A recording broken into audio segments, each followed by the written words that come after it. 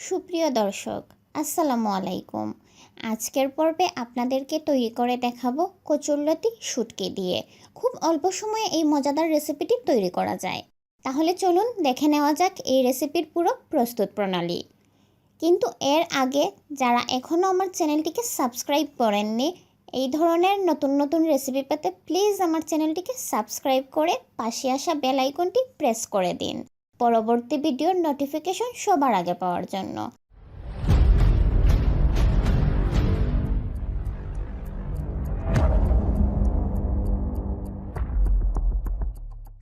তাহলে চলুন দেখে নেওয়া যাক কী কী উপকরণ লাগবে আমাদের।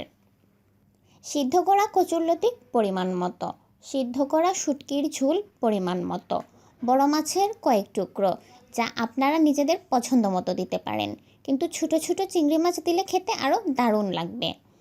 হলুদ গুঁড়ো 1 চা চামচ, মরিচ গুঁড়ো 1 চা চামচ, রসুন বাটা 1 চা চামচ, পেঁয়াজ বাটা আধা চা চামচ, কাঁঠালের বিচি পরিমাণ মতো, লবণ পরিমাণ মতো, নাগামরিচ যে যার স্বাদ মতো অ্যাড করে দিবেন।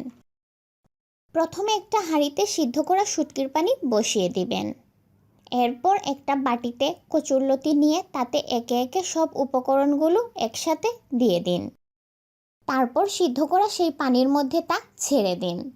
ছেড়ে দিয়ে ঢেকে অপেক্ষা করুন 15 থেকে 20 মিনিট। একটু মাখা মাখা হয়ে আসলে নামানোর আগে নাগামরিচ অ্যাড করে দিতে ভুলবেন না। যে যার স্বাদ মতো অ্যাড করবেন, যে যতটুকু ঝাল খান ততটুকুই দিবেন।